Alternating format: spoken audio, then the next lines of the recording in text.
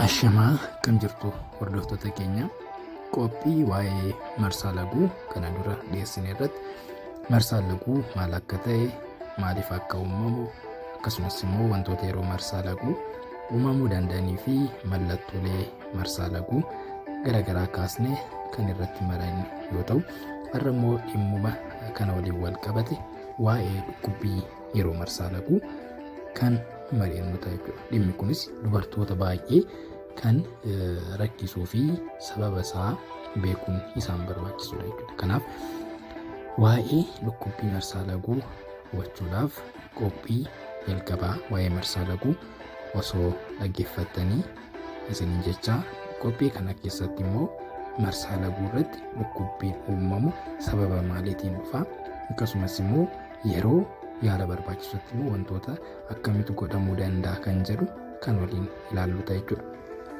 Kanaaf akka qophii jalqabaa irratti waliin bareechuu dandeenyetti marsaan laguu adeemsa qaamni wal hormaataa dubartootaa ulfa uumamuu maluuf of qopheessu keessatti wanta uumamudha jechuudha. Yeroo gadameessi dubartootaa ulfa uumamuu maluuf of qopheessutti yeroo ulfi osoo hin uumamin hafu keessoon gadameessaa diigamuudhaan bifa dhiigaatiin qaama saalaa dubartoota keessaa yeroo dhiigu xurii laguu jedhama jechuudha. Kanaaf haala kana keessatti immoo mallattoon mul'achuu danda'u tokko dhukkubbii garaa gara gadii akkasumas immoo dugdas dabalatee dhukkubbii mudachuu danda'udha jechuudha. Kanaaf dhukkubbiin kun maaliif mudata? Yoom immoo yaala barbaachisaa fi yaala akkamitti godhamaaf kan jedhamu waliin ilaalla jechuudha. Kanaaf yeroo marsaa laguu dubartoonni baay'een miira dhukkubbii isaanitti dhaga'amuu danda'a. Hanga parsantii 10 kan ta'an sababa dhukkubbii yeroo marsaa laguu isaan mudatuuf hojii idilee hojjechuu dadhabuus danda'u. Dhukkubbiin yeroo marsaa laguu uumamu kun bifa lamaan uumamuu danda'a. Inni tokko sababa marsaa laguu qofaan yookiin immoo sababa marsaa laguu yookiin immoo xuriin laguu yeroo dhufu uumamu qofa yookiin immoo rakkoo biraa osoo hin qabaanne marsaan laguu mataa isaatiin dhukkubbii uumu ta'uu danda'a. Inni biraa immoo rakkooleen sirna wal hormaataa yookiin immoo qaamota wal hormaataa dubartootaa biroo jiraatanii yeroo marsaa laguu dhukkubbii fiduu danda'u jechuudha. Kanaaf inni jalqabaa rakkoon biraa osoo hin jiraanne dhukkubbiin sababa marsaa laguu qofaan mudachuu danda'a.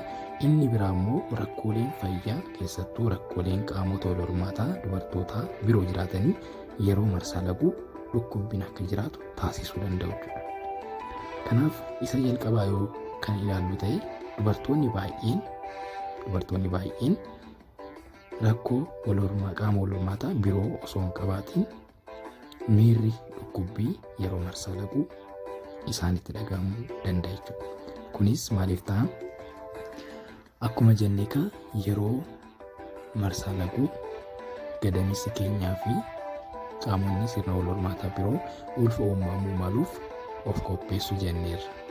Garuu yeroo ulfi osoo hin uumamin hafu keessoon gadameessa keenya isaanii diigamuudhaan bifa dhiigaatiin qaama saalaa isaanii keessaa dhangala'uu jalqaba jechuudha.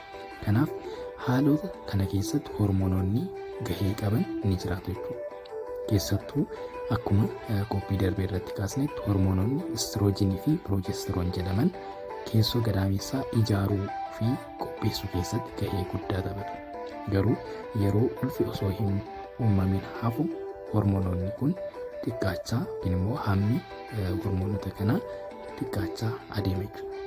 Yeroo hormoononni kunniin xiqqaachaa adeemanitti immoo hormooniin biraa piroostaaglaandiin jedhamu ni maddisiifama.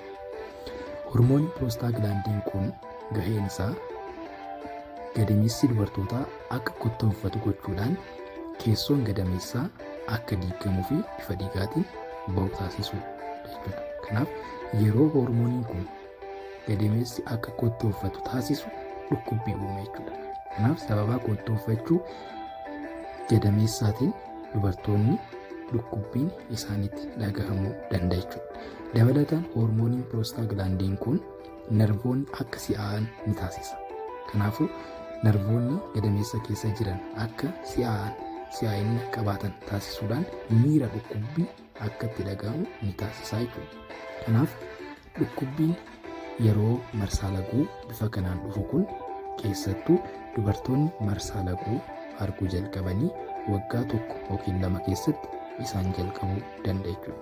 Kanaafuu xurii laguu arguu jalqabanii waggoota gabaabaa keessatti yookiin immoo turtii waggaa gabaabaa keessatti dhukkubbii bifa kanaa arguu ni jalqabu jechuudha. Kan biraa immoo dhukkubbiin haala kanaan dhufu kun guyyaa 2 hanga 3 irra turuu danda'a. Dubartoota dhukkubbii yeroo marsaa laguu bifa kanaan mudatu isaan irra qunname kunniin guyyaa 1 hanga guyyaa 2 hanga guyyaa 3 irra turuu danda'a jechuudha. Dhukkubbiin kunis marsaa laguu dursee akkasumas immoo yeroo marsaa laguu isaan dhukkubuu danda'a jechuudha. Kan biraan ammoo dhukkubbiin marsaa laguu bifa kanaan jiru akkuma sila jedhe qorannoon yoo taasisames rakkooleen sirna wal hormaataa biroo hin jiraatan jechuudha. Kanaaf iddoo rakkoon sirna wal hormaataa qaamolee sirna wal hormaataa dubartootaa biroo hin jirretti akkasumas immoo marsaa laguu arguu jalqabanii waggoota muraasa keessatti dhukkubbiin isaan jalqabuu fi keessattuu dhukkubbii gara gadii isaan dhukkubu yoo ta'e dhukkubni marsaa laguu kun rakkoo biraa waliin wal qabachuu baachuu danda'a jechuudha. Inni lammaffaan ammoo dhukkubbii marsaa laguu yeroo rakkooleen biroo jiraatan mudatu jechuudha. Kanaafuu qaamolee sirna wal hormaataa dubartootaa keessatti rakkoon garaagaraa jiraachuu danda'u. Rakkoolee kanneen wajjin wal qabatee dhukkubbiin yeroo marsaa laguu jiraachuu danda'a jechuudha. Haalli kun immoo yaala addaa barbaada. Akkasumas immoo dhukkubbiin rakkoo kanneen dhufus dhukkubbii cimaa ta'uu danda'a jechuudha. Kanaaf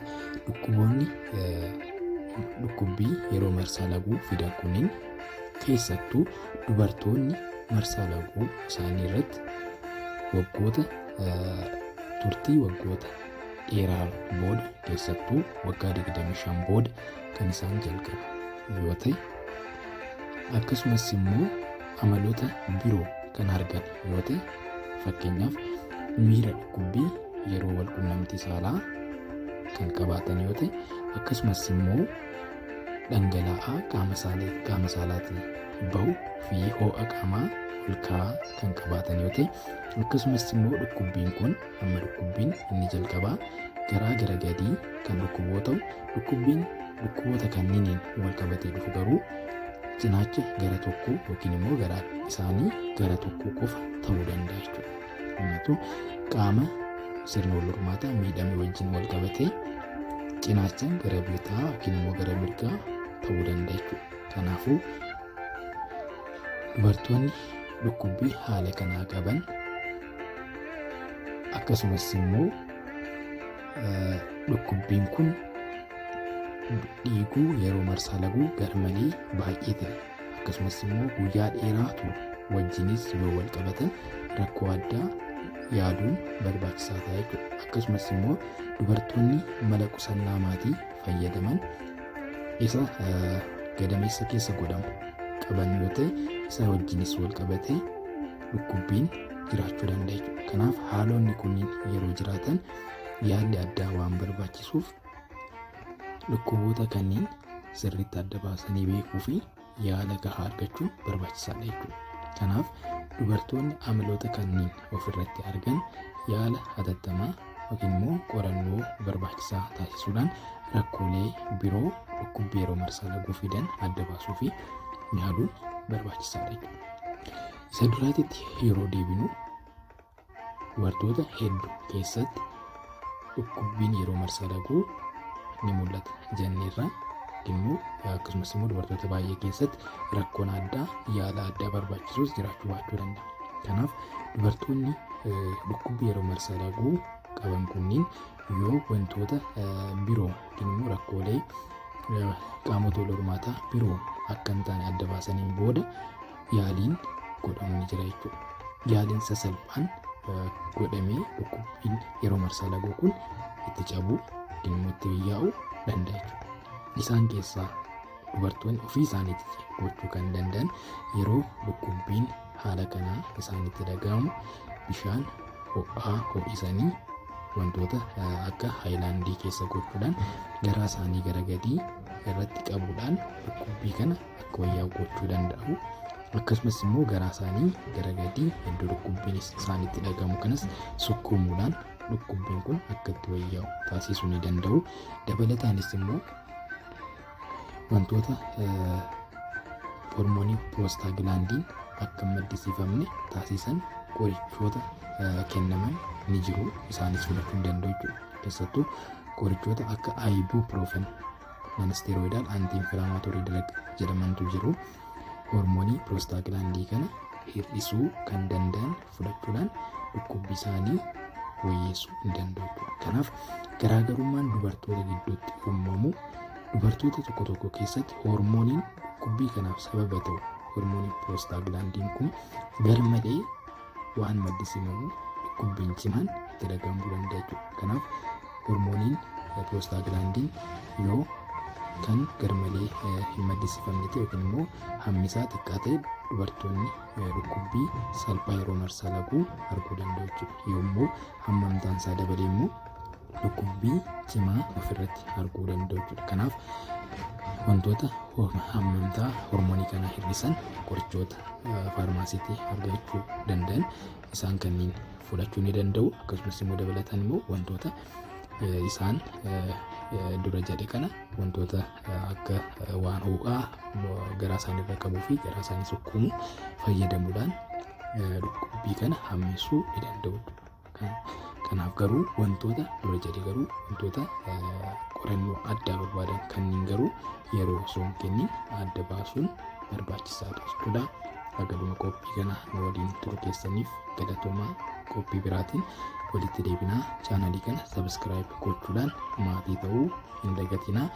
Hiriyoottan keessan bira akka gahanis chaanalii sheer laayik gochuudhaan biraan akka geessan abdiin qabaa. Nagaan tura.